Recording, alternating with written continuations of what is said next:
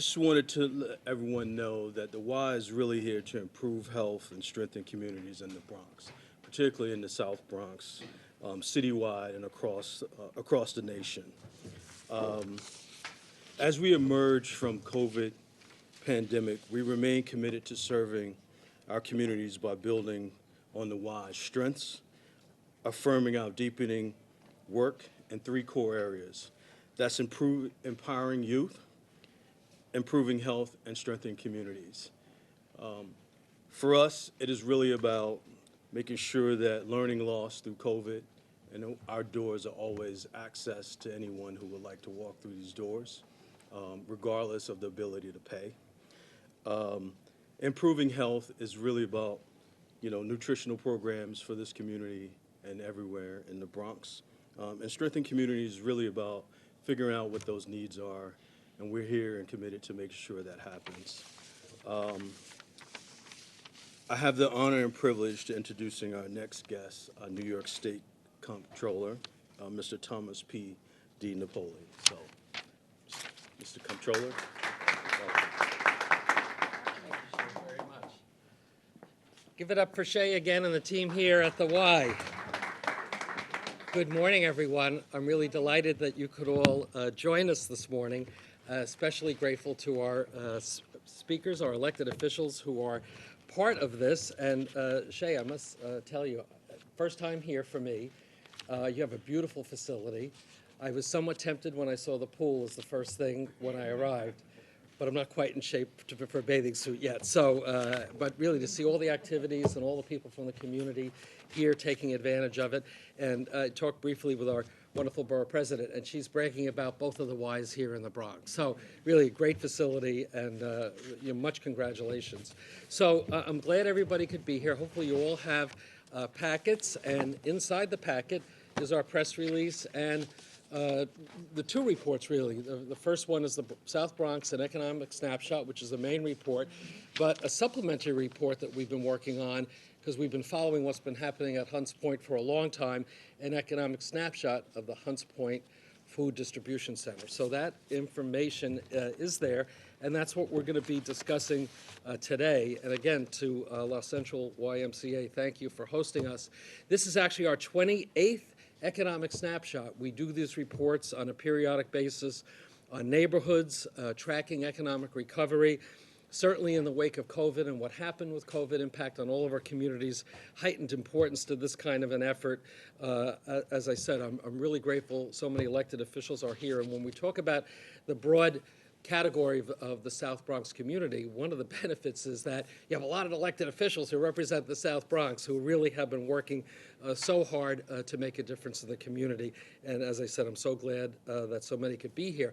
A couple of quick acknowledgments, and we'll get right into the program, and we'll be hearing from our speakers.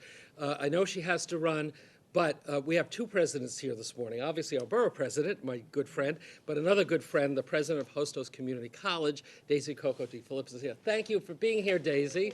Give her a round of applause, because what Daisy's done at Hostos and what the Hostos team has done has really been transformational. She'll be the first one to tell you that, but I agree with her 100%. And I'm really honored you could stop by. I know you have a busy schedule and you're going to have to leave. You'll be hearing from them, but just quick acknowledgments. Really honored. As I said, a very dear friend, someone I've worked with for many years. Our Bronx Borough President, Vanessa Gibson, is here. Thank you for joining us. Give her a round of applause. Council members Rafael Salamanca and Althea Stevens are here. Give them a round of applause. And I want to do a mention to Councilman Salamanca. He took me on a tour, how long ago was that? 2 years ago, maybe? It was right before COVID, during COVID, I don't remember. But we spent a good time going around Hunts Point and parts of the district. And I remember then you said you really got to do an updated look at the South Bronx. So thank you for giving us inspiration to be here. We're going to be joined by Lisa Soren from the Bronx Chamber. I don't think she's here yet. And Phil Grant is here from Hunt Point Produce, appropriate that we mention that. Elected colleagues, Senator Jose Serrano is here. Where it is, right there at the end there. And just had a big announcement here about support for the South Bronx. I read about that. Environmental. Yeah. environmental groups. Great, and maybe you could give us a little more info on that. And we're also joined by Assembly Member Kenny Burgos is here, right there. Give him a round of applause. And I think Assembly Member Karina Reyes is going to be joining us. Hopefully she'll be able to stop by. So I think I mentioned all the electeds that we have here. So again, thank you all, and we'll give you a chance to comment. I also want to acknowledge when we do these reports, folks sometimes don't realize we're the State Controller's Office, but we actually have an office for New York City. It came out of the fiscal crisis of the 1970s, so we actually have a Deputy Controller for New York City, a team that tracks economic issues, MTA issues, obviously city budget issues, very important these days. It's headed by Rahul Jain. He's right there. Wave, Rahul. He is the author and his team of this report, so he's here for any technical backup. And it's the 28th report on the 20th of November, and today's his birthday. So he's here with us. So just so you know all that.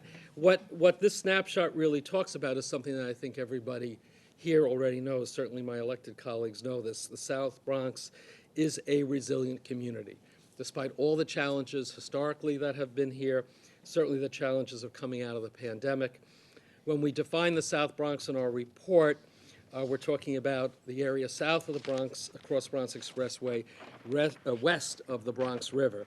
So it's a pretty big area, a very significant part of this wonderful borough. So why do we say resilient? We say resilient because of the people. The neighborhood groups, the advocates, the elected officials, certainly well represented in this room, really have been tireless in working very hard to improve not just the economy, but the overall quality of life for the residents of the South Bronx. The opening of this wonderful facility is an example of that resilience and that resolve to improve a community. And I can't think of a better place for us to be having this event, even though Daisy said we should have done it at Hostos, but we're here. It's been a challenging time, obviously amplified by what we went through with COVID. But the revitalization efforts here in the South Bronx have not stopped. They've been happening regardless. And certainly the public-private partnerships have been very key to this.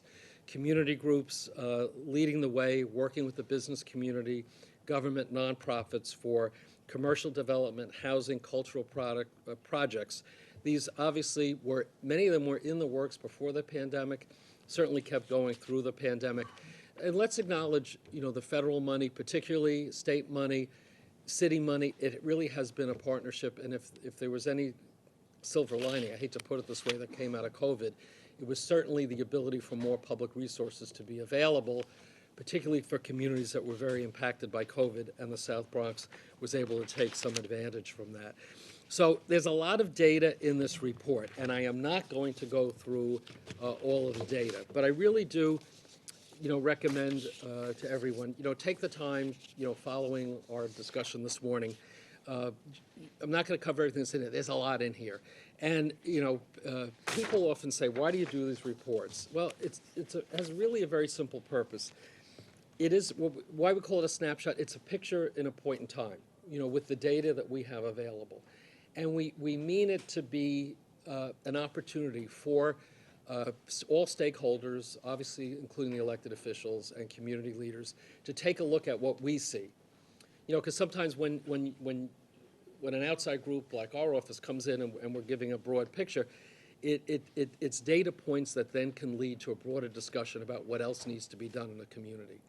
And the reason why we do so many of these reports, and sometimes we update them when we go back to certain communities, because things change, right? It's a snapshot. It's not frozen in time. It's just what we see right now with the data that we have. So we really do hope that that this will be a talking point or talking points that you'll all use as you continue your efforts to keep this community moving forward. So again, just some of the big picture numbers from 2011 to 2022, the jobs increased, as this board shows, 25%. Businesses increased 20%. Total private sector wages rose 77%. And, obviously there were significant gains pre-pandemic. The pandemic came, and as happened in so many communities, we went backwards for a bit, and that certainly, impacted the South Bronx as well. The South Bronx, as this chart points out, the breakdown of the private sector jobs, the South Bronx had about 78,000 private sector jobs in 2022. So during COVID, because jobs went down to about 72,000 in 2020, we saw a rebound, and that's what that chart represents. You know, when we talk about jobs and employment, as I mentioned earlier, the Hunts Point Food Distribution Center is obviously a key part of the dynamic here in the South Bronx, and a very important resource, not just for the Bronx, but for the city, for the entire New York metro region. And the Food Distribution Center, as you all know, is home to the nation's largest meat, fish, and produce markets.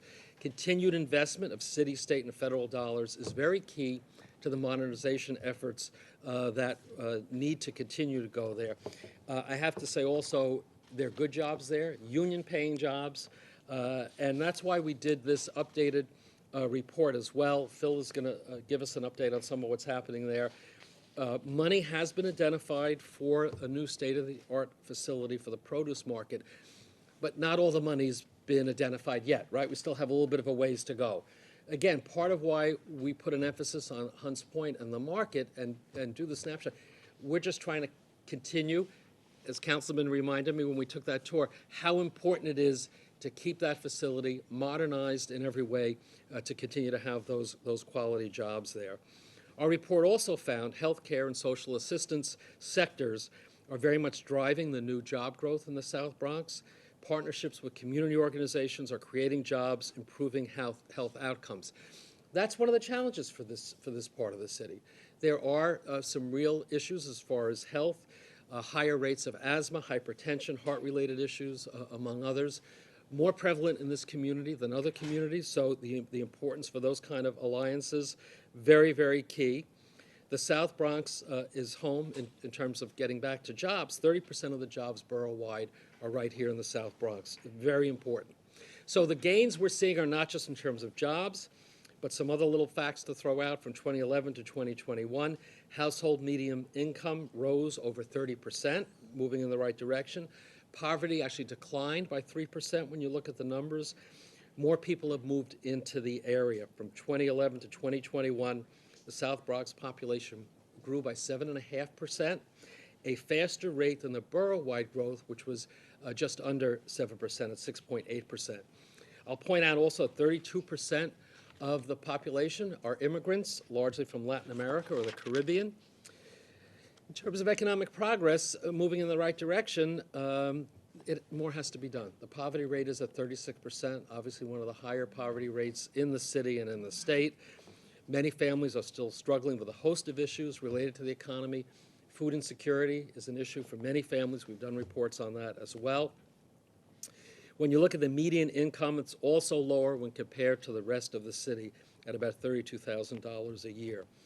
Fewer adults attend and graduate college when compared to the rest of the city, so the importance of higher ed, I mentioned Hostos, but the other higher education opportunities really are key. The pandemic reminded us about the systemic health, socioeconomic, and environmental disparities that the South Bronx has been battling for a long time, and so many of my colleagues here have really been working very hard to address, but more needs to be done. On all those areas, crime continues to be a challenge. Darcel Clark, our DA, does a great job, but we know that's an issue. Affordable housing, wherever I go across the state, everybody's complaining about affordable housing. It's been an issue here, though, for a very long time. Housing costs remain high. Over 60% of renters are burdened, cost burdened, meaning 30% or more of the household income goes to paying rent. Physical health, some of the medical conditions I mentioned, mental health, an issue really in all parts of our city. All of this needs to continue to be addressed in terms of quality of life, but these issues go hand in hand with economic progress as well, which is why the kind of economic development that we're seeing here continues to be so very important, as does community engagement with the nonprofit sector, with the community organizations, with the elected officials. So I ran through it fast, a lot more detail in there, but I think that there's more positive. Sometimes when people historically talked about the South Bronx, had a negative connotation. There's been a lot of work going into this community, and again, I'll use that word resilient, and the resilience starts with the people. and that's the most important resource that any community has. One of the great benefits, as I said, of this community, the South Bronx, because it's a large area, you have a lot of elected officials who are there to help out. And we're going to hear from them now. First, as I said, someone I know well. We got to know each other when she served in Albany in the State Assembly, went on to the City Council. And when I think of Borough President Vanessa Gibson, and I've told this story before, I guess you were still in the Assembly, right, before the Council. What was her dream? So what do you want to do with your life? What do you say to the younger folks you meet along the way? One day I want to be the borough president.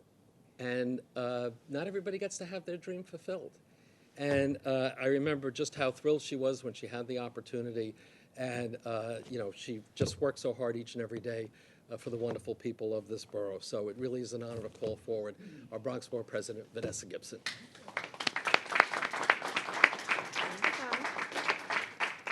Good morning, everyone. Thank you so much for being here. Welcome to La Central here at the YMCA. Thank you to Shay Gaddis and to the entire team at the YMCA for the tremendous work that you do every day. I am proud to say I've been here many times, including joining all of my colleagues in government for the official opening, but we've had many events here with elected officials and community partners. The YMCA is a trusted partner and someone we can always count on. So thank you so much, Shay, to you and the team. And of course, I want to acknowledge our incredible State Comptroller, Tom DiNapoli. For you and your team, thank you for coming here to the South Bronx for this 28th economic snapshot of our county here in the Bronx. To all of my colleagues in government, to all of our community leaders and partners, we are so thankful that all of you are here. We are grateful to hear the findings of this economic snapshot of Bronx County. When you talk about the COVID-19 pandemic and the impacts that it had on our borough, in our highest moment in 2020, we were at about 25.6% of unemployment. We had so many industries that were devastated, so many businesses that had to close their doors, and many of our residents lost their income, lost their wages, and their ability to take care of themselves and their families. And fast forward to where we are today, and looking at the findings of this report and what it shows, it demonstrates that the Bronx is back. The Bronx means business. When it comes to economic wealth and power, economic prosperity, making sure that we support small businesses and entrepreneurs, access to capital and technical assistance, we are doing just that. The Hunts Point Food Distribution Center and the work that Philip Grant and his team are doing is tremendous, creating jobs and career pathways, union jobs so that families are stable. They can take care of themselves and their children. That is what the Bronx has always been about. And so I'm grateful that Comptroller Tom DiNapoli has come to the South Bronx because this is where it's at. We have created thousands and thousands of units of affordable and permanent housing. We have created new jobs. We have supported our businesses. Our economic development arm of our office, BXEDC, which is led by our president, Rob Walsh, Big New York, which is led by Raphael Roger, and the Bronx Tourism Council, which is led by Sulma Arsu Brown, are working hard every day, deeply committed and dedicated and intentional in making sure that everyone realizes that the Bronx is the best place to live and work and raise our families and do business. And that's why we say we mean business. I am so thankful for incredible partners like Lisa Soren at the Bronx Chamber of Commerce. All of our bids across the Bronx, the newest bid, Castle Hill, that recognize we have to support our businesses because guess what? They're keeping their doors open, they are giving us the jobs, they are stimulating the economy, and they are providing valuable services. The career pathways, the largest employer in our borough, healthcare, education, so many opportunities for our young people to have those pathways to college and careers. We're doing just that.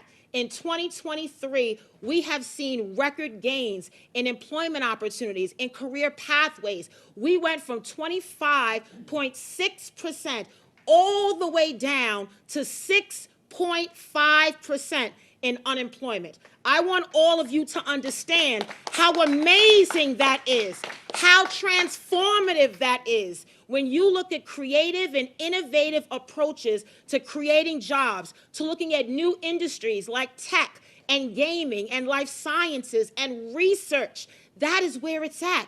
And many of these industries have not always been diverse. They have not embraced communities of color and young people that have promise and potential. So when I hear all of these incredible just findings, I am pleased, because at first I thought it would be an economic forecast that would just be cloudy, but instead it's sunny. It's filled with rays of sunshine, because it is a beacon of hope and a beacon of opportunity for all of us to get things done. Working with our Comptroller, working with our Governor, Kathy Hochul, and her administration, working with our Mayor, Eric Adams, and his administration, we are doing just that. We are proud in our office at Borough Hall not just to work with BXEDC, the Bronx Tourism Council, and Bicney, New York, but we also have the Department of Labor that has been working with us since 2019 and has 3 full-time dedicated staff at Borough Hall that are helping to connect many of our young people and those who are not employed with jobs and careers. And although we've made great progress, I want to acknowledge that we have the highest unemployment rate among African American men. And there is a reason for that. And so when we talk about job fairs and opportunities, we have to go into the hardest to reach communities and talk about some of those issues. Why are African American men so unemployed? Why do they not have access to jobs and careers? And so these are things that we continue to do, Comptroller DiNapoli, because we know that the work is not complete. Although we've made great progress, we still have a long way to go. But we are all of my colleagues in government, our senator, our assembly members, our council members, we are all deeply committed to this work. And we are intentional to make sure that the Bronx is a borough of opportunities, a global destination. We are the greenest borough.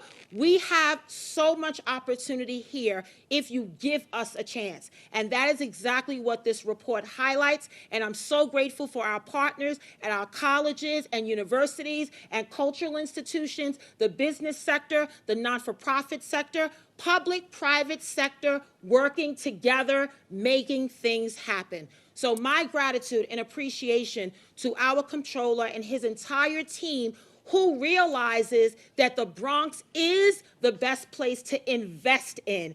And that is exactly what we intend to do. The holiday season is coming up. We know there'll be more job opportunities, but let's do this together, because at the end of the day, if the South Bronx is successful, so is the entire borough of the Bronx. And that is what we are intending to do. So I thank you all, to all of my colleagues in government. I know Senator Serrano will talk about the $3.5 million grant opportunities that we are getting here in the South Bronx with environmental justice grants, because we know we have health disparities that we must address. And so again, thank you, Comptroller Tom DiNapoli, for your leadership, for your commitment. You are a true friend to the Bronx. You're always welcome to come back with good reports.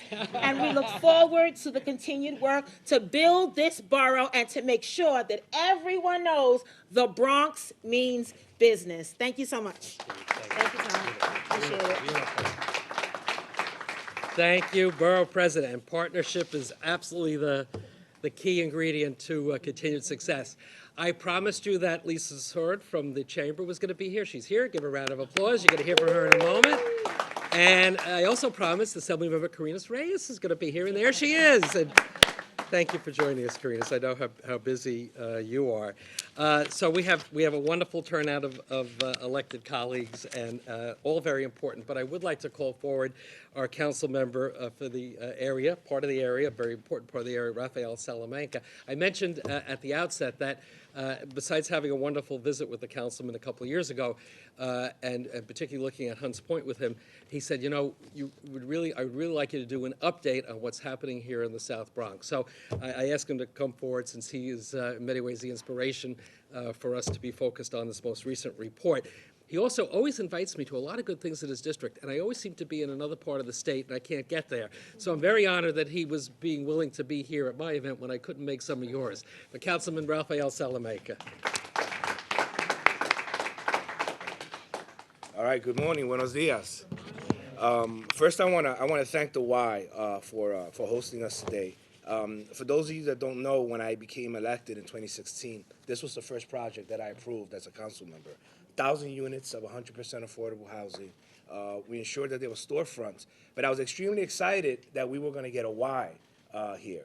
And you know, Mr. Comptroller, my Y competes with my colleague Kevin Riley's Y up north. But the difference between my Y and this Y is that he has a 4-foot pool. I have an 8-foot pool, right? So if you want to swim, you come out here to South Bronx, right? And also, you know, this is where I come to the gym. So Kenny, I know you offered me some gym lessons in Puerto Rico. I'm going to take you to my gym upstairs, and you can show me how to use some of that equipment. You know, I really want to thank you, Mr. Comptroller, for coming here and your staff to have this discussion on the economic state of the South Bronx. And it was about a year ago that we visited the Hunts Point community. And I want to thank you for such a quick turnaround on your report and your snapshot. You know, throughout, though the Bronx was negatively impacted by COVID-19, with the loss of life due to our health disparities, the long lines in food pantries or community-driven food giveaways, or the closure of small businesses or individuals being furloughed, or just a simple uncertainty of what's next. We didn't know what was going to happen next during COVID. It was clear that the Bronx never gave up. The South Bronx never gave up because, as you mentioned, the South Bronx is resilient and always has been and always will be. And Mr. Comptroller, that is exactly what this report that you released today reflects. The South Bronx kept this city moving, and the South Bronx fed the entire city of New York, and that is clear. And I want to thank you, Phil, and the meat market and the produce market for ensuring that that work continued. And even during the worst of the pandemic, businesses never shut down. And again, I want to give thanks to the Hunts Point produce market, meat market, fish market. We cannot forget Baldor's and the over 700 businesses which operates out of Hunts Point. And of course, the Teamsters, Local 202, who kept working and kept us fed. I just want to publicly say thank you.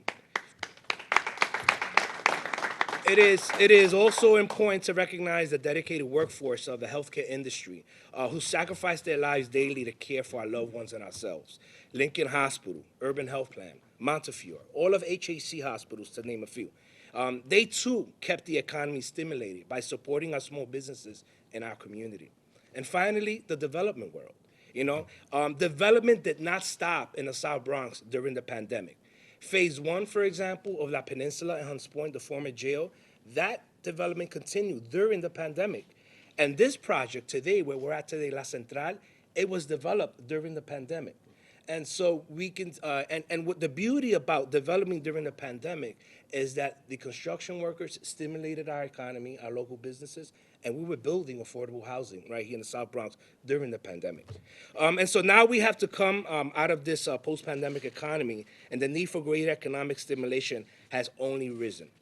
Better paying jobs, truly affordable housing, reduction of crime rates, and quality health care must continue to be prioritized so that we can provide Bronxites access to equitable economy. I want to thank you again, Mr. Comptroller, for the leadership you have taken and your team on putting this economic blueprint together.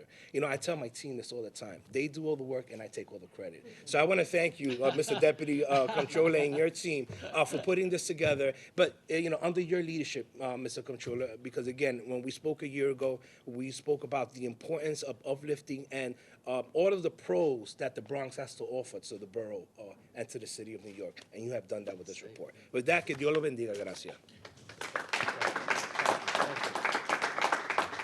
Thank you. You gave away our secret that we take the credit and they do the work. Come on, nobody ever knew that before. We have so many wonderful elected officials here, and I appreciate their being here. No disrespect, but partnership, right, has been the word. So I want to call some of our non-elected officials up to say a couple words, then we'll get back to our elected colleagues. Lisa Soren is president of the Bronx Chamber of Commerce. Chamber plays such an important role, and obviously in terms of private sector jobs, but also the collaborative effort that the chambers all across our state, not just here in the Bronx, encourage. Collaboration between private sector, nonprofit sector, and government, and certainly the Bronx Chamber has a great history of being successful in that regard. Lisa, if you'd come forward and offer some thoughts, that'd be great.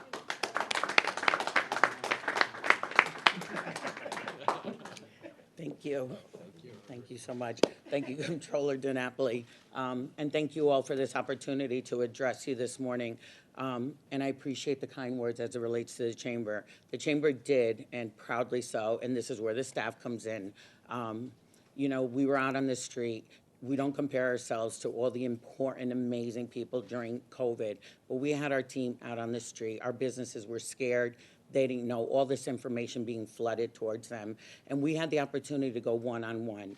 And one thing that we were so proud of, silver linings, is that we had an opportunity to join forces with the other 4 chambers across the city. We are now considered ourselves the 5-chamber alliance. And what that does is gives us the power across the borough, across the city, although I still say the Bronx is the best. Brooklyn and I are like at it.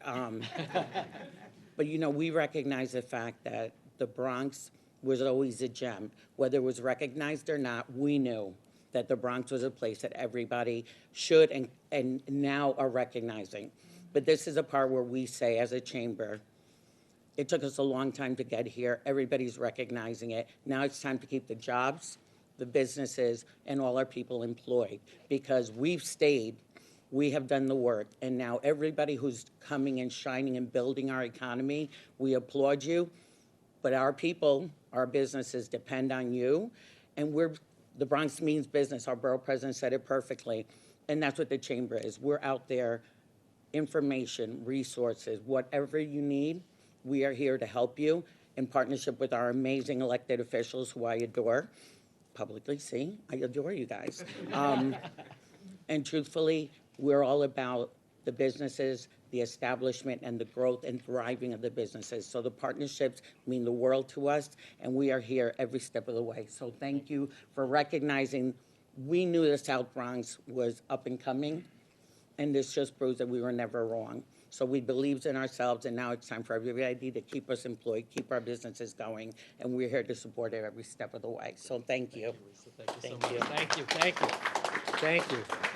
Good luck in that rivalry with Brooklyn. Because when I'm in Brooklyn, I hear hip-hop started there. Is that true, Lisa? Lisa? When I'm in Brooklyn, they tell me hip-hop started there. Is that true? Sure it is. Just like the Yankees are all the Bronx. They're all jealous. Thank you, Lisa, very, very much. You've heard a lot about Hunts Point, particularly the produce market, but all the businesses there. And I did have a chance with the councilman to meet with the business people. And I do want to mention, Councilman mentioned Teamsters. Dan Kane Jr. Gave us great input on this report, as did our next speaker, Philip Grant, who's the CEO of the Hunts Point Produce Market. This is such an important part of the story here in the South Bronx. So, Phil, come up, give us an update on what's happening.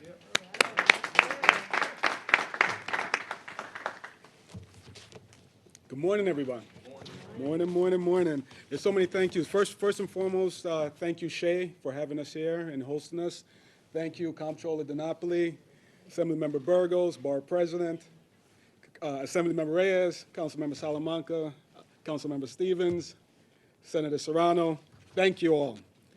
Today, I stand before you to talk about a place of profound resilience, a community of unyielding spirit, and a story of transformation that deserves our collective attention and admiration.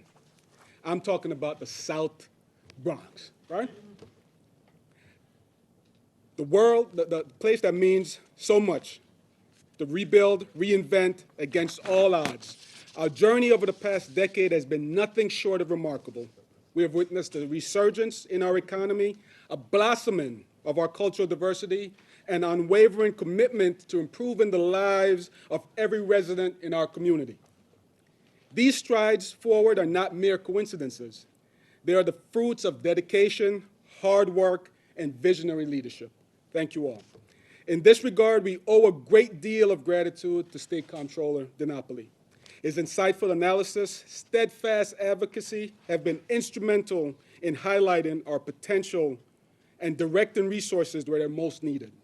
Comptroller DiNapoli, on behalf of the South Bronx, thank you for being more than a state official. Thank you for being a partner in progress. A cornerstone of our economic renaissance has been the Hunts Point produce market, providing over 2,000 direct jobs, 65% of them Bronx-based. This hub is not just a point of commerce. It represents the heartbeat of our local economy. By investing in food hubs like Hunts Point, we have catalyzed job creation, bolstered local incomes, and sown the seeds of sustainable growth. However, our work is far from done. The potential for further economic development in food and agriculture is immense, and it remains untapped. Moreover, as we grow, we remain deeply conscious of our environmental responsibilities. The South Bronx long been the front lines of environmental challenges, and today we are on the front lines of finding innovative solutions. Investing in our hubs is not just an economic imperative, it's an environmental one. By developing sustainable food systems, we can address critical issues such as air quality, waste management, and energy efficiency. But to truly realize the vision of a thriving and sustainable and resilient South Bronx, we need more than just local commitment. We need a coalition of support.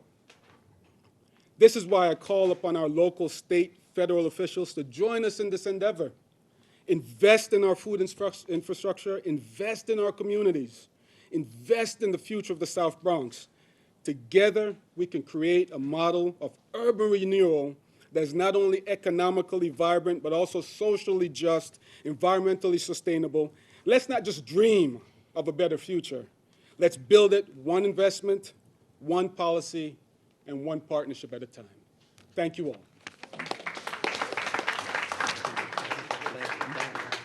Thank you, Phil. You use that key word of resilience. It's certainly the case of the market, and given how more and more folks are talking about the issue of food security or lack thereof, I mean, it's such an important role to play.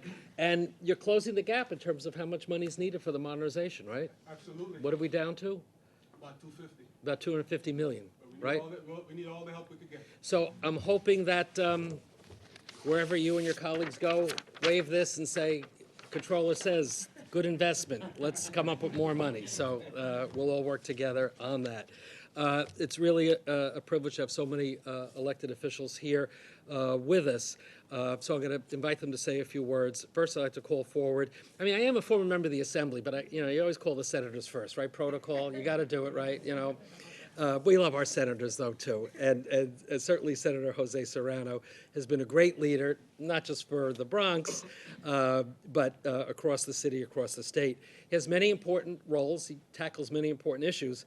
He currently serves as chair of the Tourism, Cultural Affairs, Parks and Recreation Committee, which has such an impact in so many ways. And very often, we don't think enough of those kind of categories as really being key to economic stimulation and economic activity. So we've got the right person there. He's been very focused on more aid and support for this part of the city.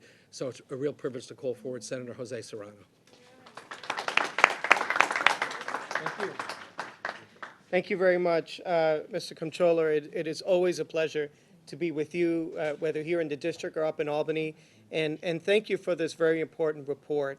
It's also great to be here with all of my wonderful colleagues in government who do such an amazing job of service to our community, but also in terms of economic growth, have a very keen understanding of the important position that the South Bronx is in right now. You mentioned in your remarks earlier about the recent press conference that we had with New York State DEC with Vanessa Gibson and other colleagues. And we were there to talk about a $3.5 million grant from the state for environmental justice initiatives throughout the entire state, but in particular in the South Bronx, which has faced health disparities and some tremendous economic injustice over the years, and the effect that it has had on the health and well-being of our youth in particular. But amazing groups like South Bronx Unite, We Act, The Bronx is Blooming, I could go on, that have been there in the trenches, helping to alleviate and identify and alleviate some of these systemic problems that we have had in the South Bronx when it comes to the environment. Now, the economic situation, I think, is very closely tied to the environment and health in our community. And I think it is a very natural connection when we look at a holistic approach to lifting up the South Bronx. This is so important. And today's data, I think, is indicative of course, as mentioned, the resiliency of the South Bronx. But also, I would like to say, as a 51-year-old born and raised in the South Bronx, that I thought the impression and the myth of the South Bronx was many times unfair. There was a lot of belief that the South Bronx was just not a viable place. Redlining really destroyed a lot of the economic opportunity because of that.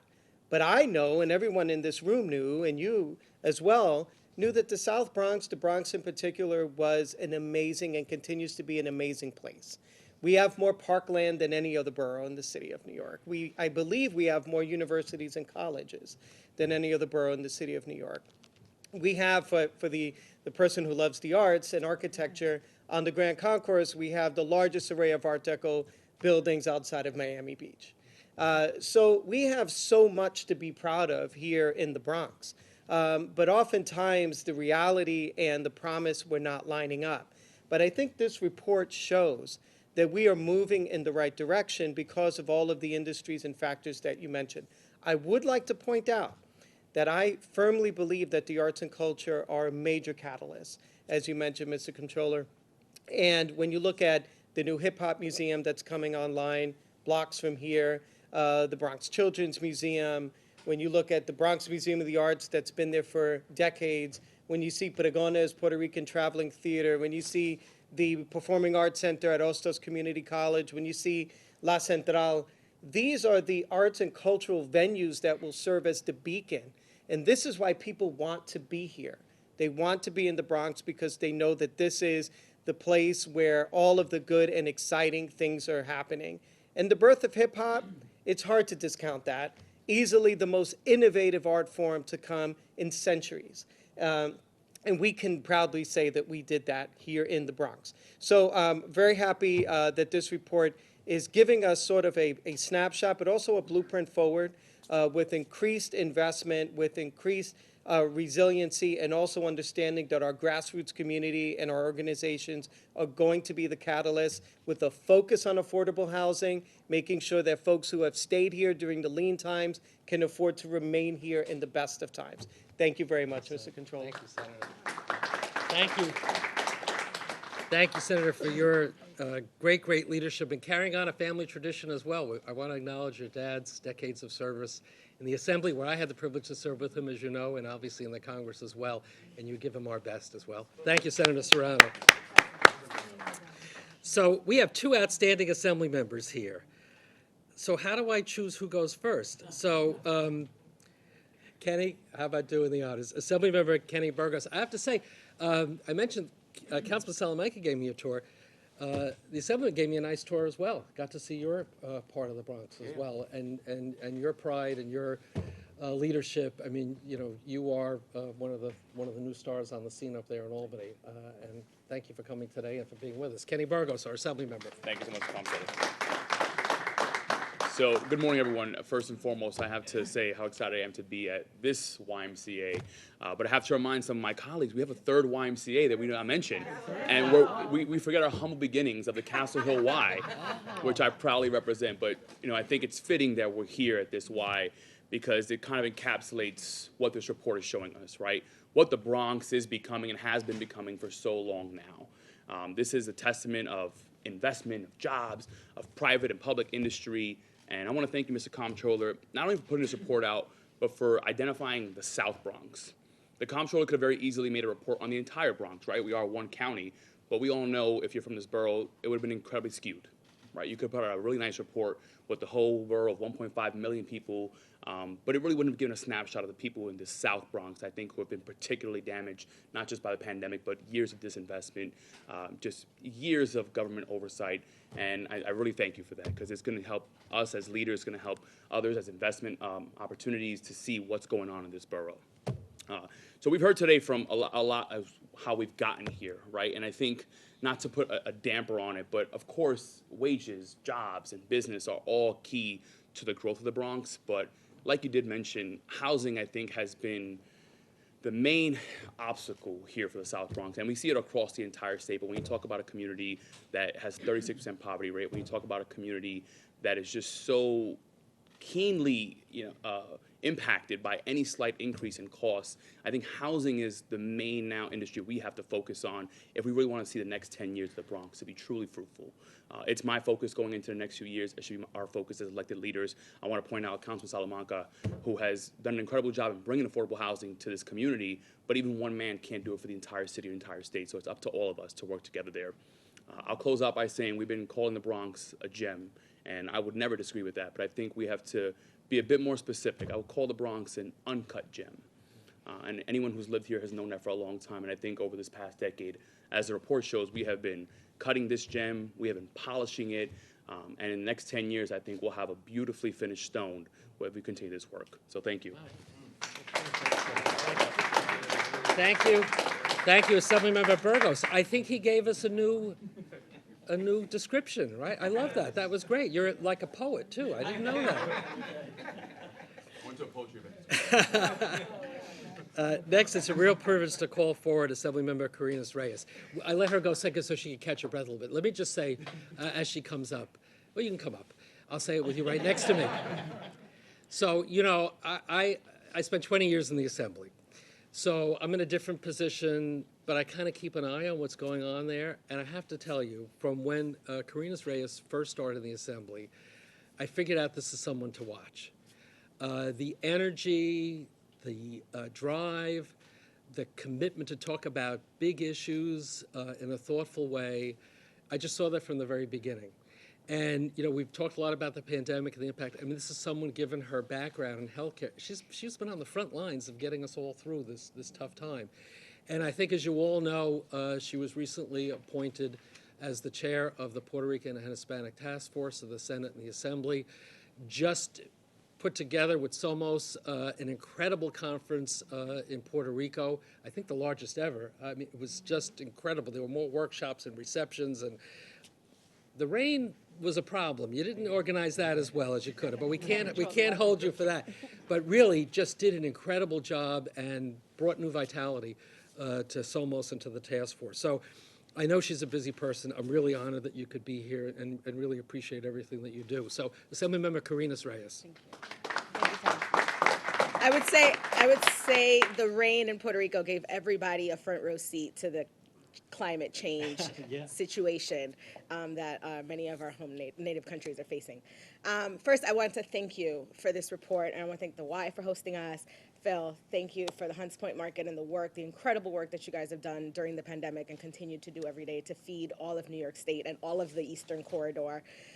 Thank you to the Bronx Chamber of Commerce. You guys are amazing.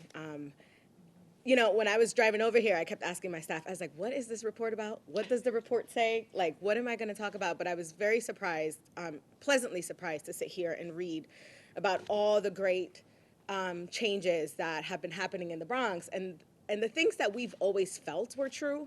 But it was so hard to beat back that narrative that, the South Bronx in particular, because of years of disinvestment, because of its high rates of poverty and supposed crime, but we know that that's decreasing as well, that it's not the place that we love and that people come here because it's so great.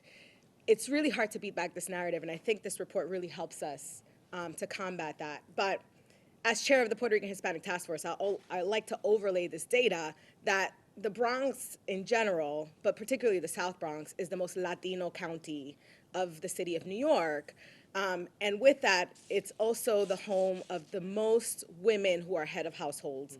And I think this data says a lot about the positive direction that we're going in to bring equity to Latino communities, to Latino households, to when it comes to Latino women, pay equity, access to jobs, access to opportunities. This says a lot. And I think it's a testament to the many elected officials that have come before me who have been doing this work because, like Kenny said, it takes more than one man. It takes all of us collectively to do this. And, you know, people like Senator Serrano have been here, and your dad, have been here doing this work and really inching away at what we believe is the beautiful gem that the Bronx should be. So thank you for this report. I'm so glad that it's a positive one and not a negative one. But thank you. Thank you so much. Thank you for your leadership. As I mentioned, the South Bronx, given the size of the territory, benefits from so many elected officials who can be of great help, and that's certainly a key ingredient of the success. So it's really a privilege to call forward another very important leader in the community. New York City Council member Althea Stevens brings to her experience a great background working in the nonprofit sector, very involved with voter registration prior to her election. That's very important for the community to be engaged and expressing themselves through the political process. So it's really a privilege to call forward Council member Stevens.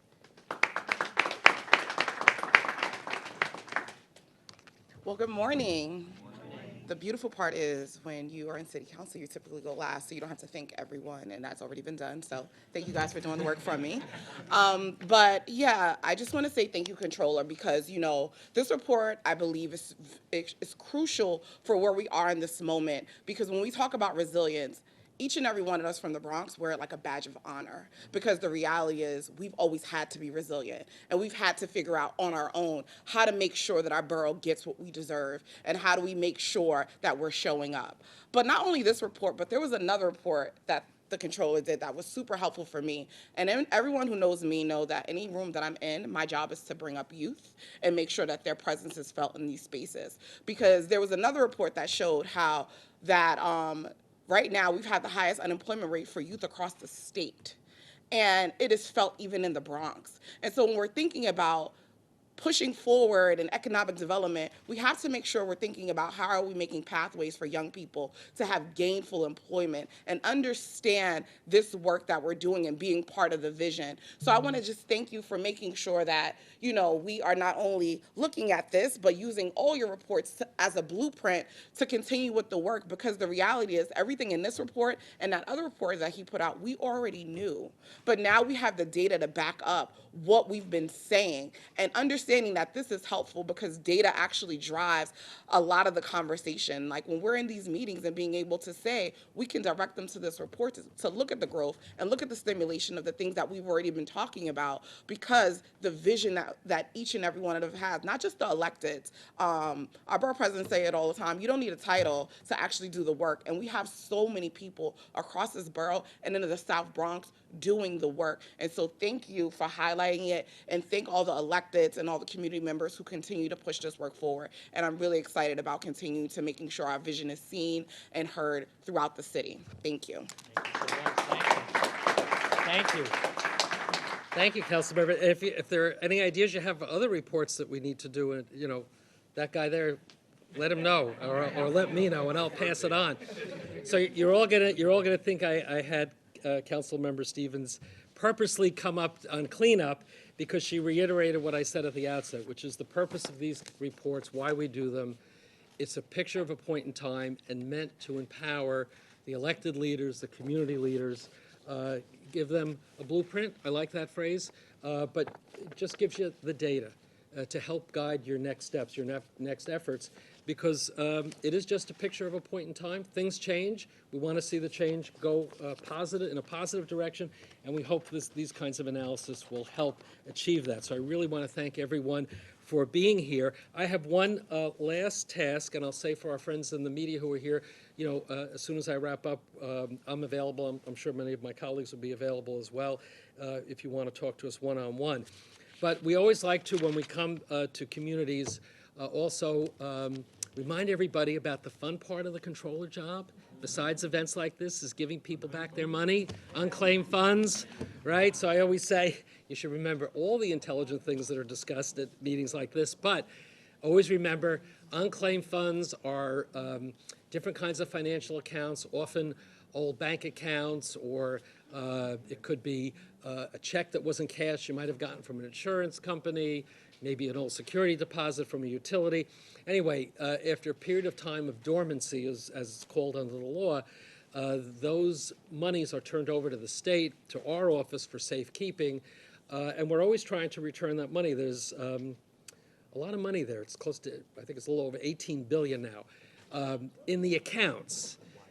My friends in the legislature appropriate most of that money every year, so don't think we're sitting on it. But we keep enough in reserve to return it because the accounts never expire, right? So technically, if everybody came and claimed the money, we'd be responsible to pay it all out. The accounts go back to the 1940s. Many of them are names of people who've passed away, may never claim it, but that's why we tell folks. And you could search online very easily. Most of the recoveries are done through our website, so go to the State Comptroller website. But not only put in your name or any organization you're affiliated with, but close relatives who are deceased, put in their names as well. A little more, we need a little more documentation for you to get that money, but a lot of these accounts basically are estate accounts. So we did we did an overall search. So, Board President, come forward, because I want you to help me with my first little prop here. Because we looked at the addresses in the Bronx, and so for the Bronx, it's $118 million right here. I mean, that's a lot of money. So that's why we want to get the word out. Bronx folks, how about if we go here? Bronx folks, search our database because it's for you, your family, organizations you're involved with. And when you see the borough president smiling with all this money, she's not getting it. This is the money that you're all getting if you claim it, right? So that's one prop. But borough president, stay here. And also my other colleagues in government, if you wouldn't mind coming up, this is the fun part. So, Lisa, why don't you come up? Because I mentioned, individuals, but organizations can get money too. So we found $543 for the Bronx Chamber of Commerce. I will take it. Spend it all in one place. It's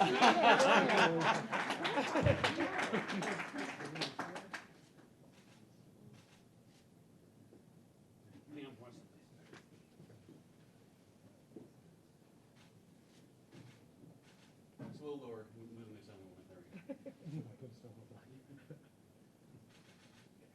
I'm super short.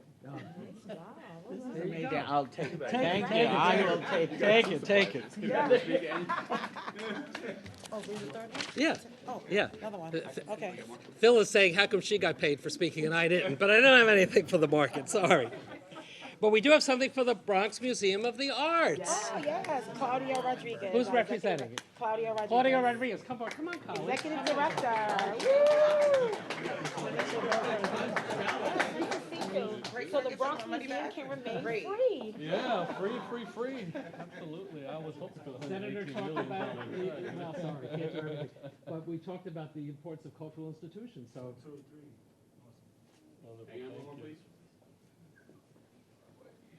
And again, on three, ready, 1, 2, and. Thank you.